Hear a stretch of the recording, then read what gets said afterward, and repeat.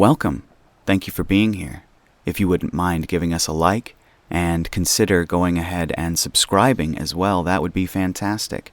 And if you really want to go the extra mile, go down to the description below and click the Patreon link. Lots of cool stuff going on there. As always, I love you, and enjoy the show, guys.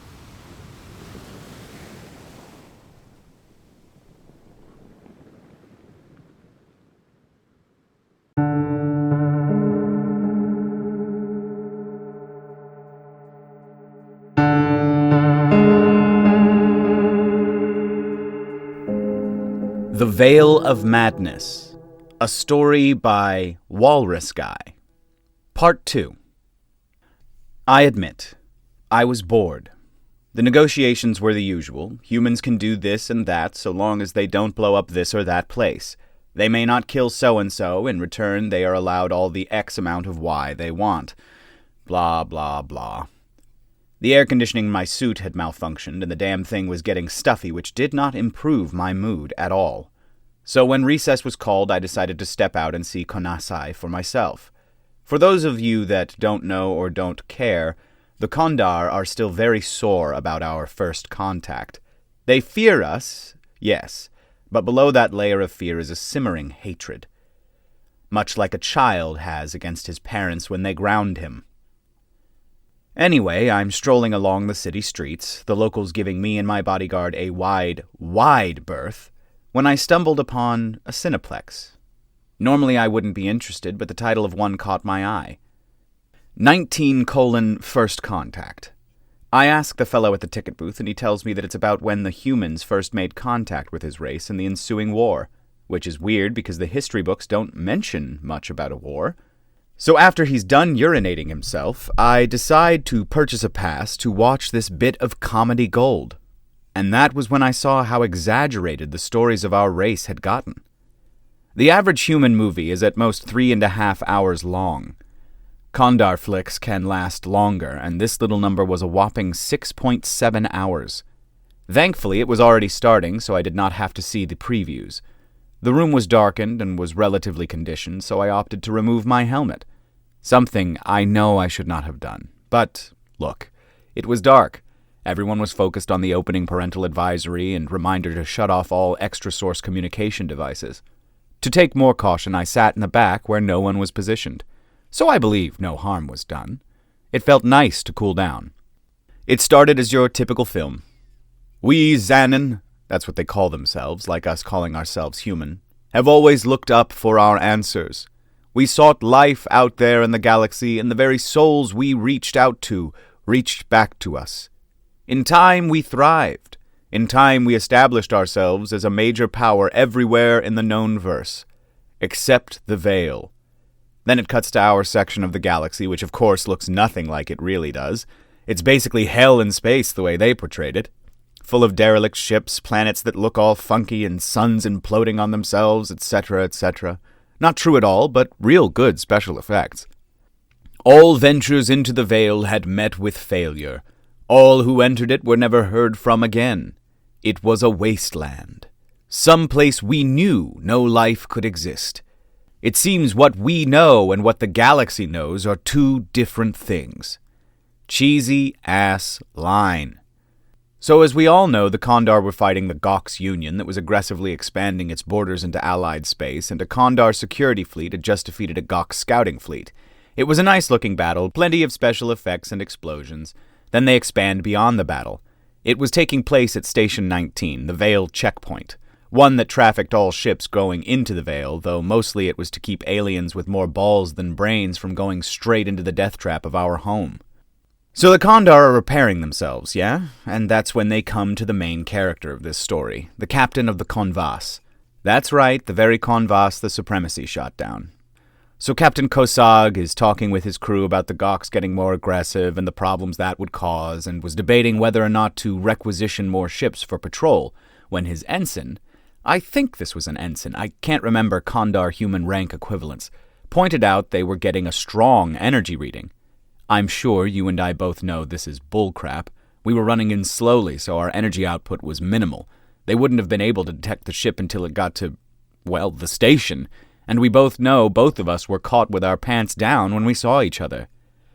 But the Kondar still see it in a different way. Few Kondar, aside from diplomats, ever see a human as a human, and for reasons I still don't know, they have not disclosed our appearance to the public, and so many are still in the dark as to what we are, only having blurry, Bigfoot-esque photos to go on. Whoever directed this had an interesting imagination. We are bipedal, that much they got down, but they believe we have mandibles where our cheeks should be, and that we have 3 eyes, holes underneath our arms that sprout tentacle-like appendages for, invasive procedures, as what I was to learn later, and that our ships look more like a set off a horror flick than a ship. So our ships drop into their system, and the first thing they do is pan to the humans, showing what's going on inside. Apparently on the Supremacy, the captain, hang on, it still makes me laugh when I think of it, those idiots got our whole language wrong. It's like they took whatever words of our language they thought sounded coolest and mashed them together to form our language. The grammatical errors and accent are so atrocious, for a second I thought, what the fuck is he saying? So the captain says in the subtitles, "Interesting. Fresh meat. This will make a nice change to the usual prey." Though in our language, the way he says it is, "Mash up. Tasty food. Nice kill hunting spree." And the other human in subtitles replies, "Yes, over captain." Though he says, "affirmative caption." No, I did not spell that wrong. That's what he, she, it said. I didn't even know we had an over-captain in the Navy. They seem to know our ranking system better than us. That was sarcasm, in case whoever's reading this could not pick it up. Anyway, the over-captain then says, "Inform the lesser beings that the hunt begins. Tell bugs fight start now." "Yes, over-captain." "Affirmative caption." So the good guy Kosog takes action and aligns the fleet in a pincer formation preparing to fire, when the captain of the fleet, some fat guy, tells him not to fire. The two get into an argument. The captain of the fleet is obviously being made out to look like some pompous buffoon that wanted peace with a bunch of murdering baby-eaters. You know, a cliché. Then the infamous transmission comes. It's staticky, but what I could make out was it sounded like, "How are you, gentlemen? All your base are belong to us." Wow, déjà vu. The captain of the fleet says, "Hold your fire. They are trying to make contact." And then the Supremacy blows his ass into a half cup of atomic matter. The ever-famous warning shot was a kill shot. Kosog takes control of the fleet and orders everyone to open fire, doing a lot of cosmetic damage to the ship's front end, and the Supremacy goes all out, blasting nearly the entire fleet to scrap in a matter of minutes. And there's a lot of scenes of Kondar dying horrifically, like getting burned, exploded, torn in half from shrapnel, getting sucked out into space, getting vaporized by a plasma shot. And then the Supremacy captain says, "Pitiful things. We leave. Hopefully they will provide better sport when we give them time to prepare." "Stupid. Go now, frown bad. Ball our game better with practice swing." "Yes, over captain." "Affirmative caption." And the Supremacy starts to turn back towards the Veil. Kosog, battered and bloody, pushes a corpse off the command console, starts manual override, and drives the Convas into the Supremacy's way, letting loose with everything he has. The over-captain gives the order to cripple the ship but not destroy it, as the crew's fighting spirit interests him. "Beat crap out of, but no shit beat. I you him like of playtime fight." And so the Supremacy blasts the Convas with its main cannon, which we now know was not placed on the front, and blasts the ship aside, but doesn't outright destroy it. Kosog then is informed life support, and damn near everything but the engines is shot to hell, and he decides to abandon ship, but not before he rigs the Convas to do a suicide charge right into the Supremacy's side. The Convas explodes, causing the shields to drop and causing a sizable dent in the Supremacy. Afterwards, Kosog falls unconscious and the screen goes black. The crowd is silent for a moment. The only thing you could hear was me trying to hold back my giggling. Damn, that was funny. Thank Jibud Allahind, no one heard me. I stopped for a moment to look down at my watch to look at the time, and only a single standard hour had passed. I had to sit through 5 more hours of this? I didn't know whether to laugh or cry. I didn't get a choice as the film resumed. Kosog coming into a medbay of a Kondar cruiser, the Konkin, I think it was called. So Kosog goes through the usual bullshit in these kinds of flicks, dealing with a top brass that thinks he hit his head hard with the usual "nothing can live in the veil" stuff that they've been spouting since the beginning of the film. So it goes on to Kosog, temporarily relieved of duty while he fully recovers from his head trauma. Enter love interest, the surprisingly attractive doctor, and I mean attractive by human standards, who at first does not believe Kosog, treating him as another mental patient. But as the scene keeps shifting to the supremacy, glassing made-up planets, people obviously are starting to get suspicious, including the doctor, who starts asking about this phantom ship.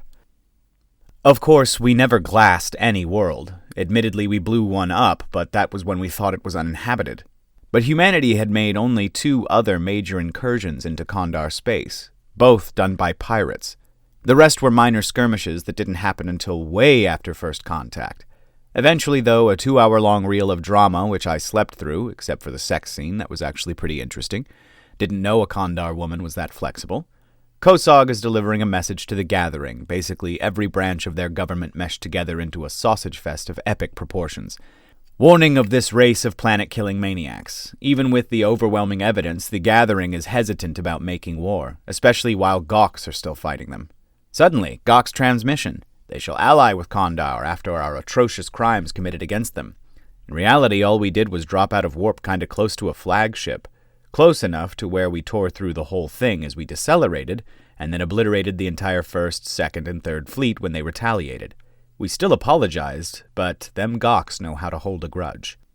Of course, with the overwhelming evidence and the support of their one-time enemies, the Kondar go to war.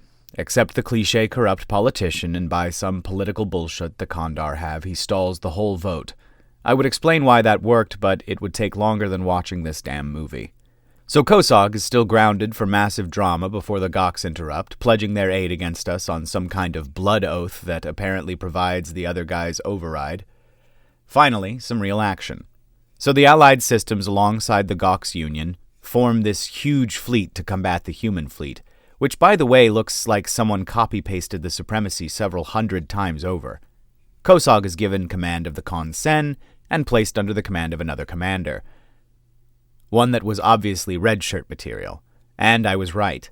After the not-so-motivating speech about how they were the galaxy's last hope, they started fighting our fleet, which was just twiddling its thumbs waiting for them in a random tract of space. And it wasn't 3 minutes into it that the captain of the fleet gets torn in half by teleporting boarding parties. The ensign tried to make a brave show of it, but she only killed 1 human before she was restrained. Remember those tentacle things I was talking about earlier? Yeah. Tentacle porn. Humans aren't the only ones with that fetish. Interesting to watch, though. So then it turns away from the massive galactic battle to Kosog, whose ship lost power, and since the people by the reactor are no longer responding, cut to reactor room filled with that goop they call blood, while humans are eating and defiling half-dead Kondar, he leads a team to go down there. An action flick quickly becomes a horror flick as the human hunting band hunts the team down one by one. Eventually only Kosog is left, who managed to kill the entire party, but one, who teleports him back to the supremacy.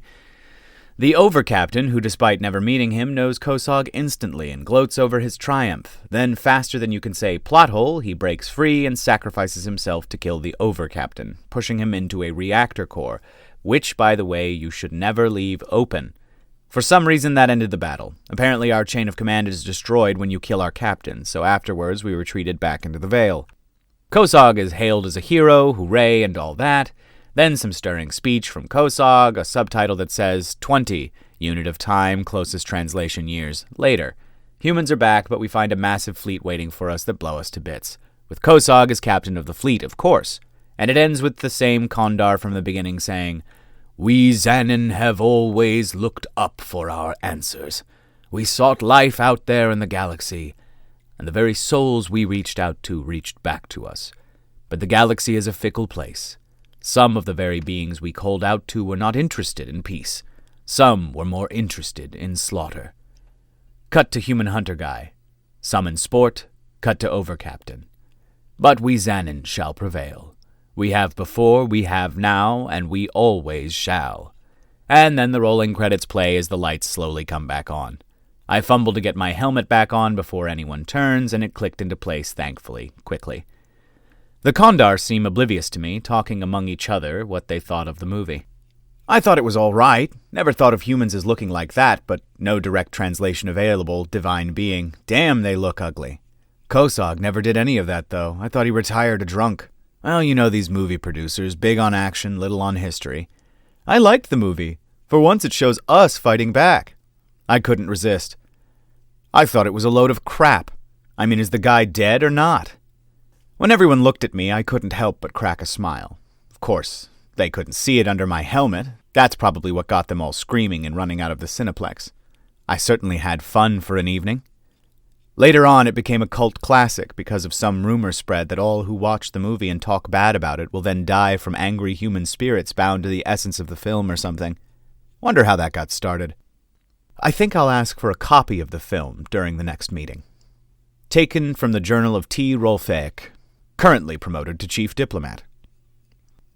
Alright guys, that's going to do it for this one. Thank you so much for listening. Just a little revisit to the Veil of Madness. Not as well written as the first part of it, but I think pretty much people kind of like took this one and just kept adding to it. I don't know that there's a single author on these. But we're going to keep reading them, fill the rest of them out, and be done with them. So thank you guys for being here. Thank you for liking, commenting, subscribing, giving me your firstborn, maybe a little bit of blood, so I can do research on it, do blood research on it. Don't worry about it. Just give me your blood. All right, guys. I appreciate you being here. Tell me in the comments what you would like me to do with all of your combined blood. Maybe I'll make a superhuman who can beat up Kondar. I don't know. I will turn you all into dog-human hybrids. That's what I'll do. And then you can all have friend Edward. Anyway, I'll see you guys in the next one. Go to the Patreon. Lots of cool stuff down there right now. Lot of stuff in the works. We have so many in backlog just waiting for you to look at. So enjoy that, and I'll talk to you later. Bye, y'all!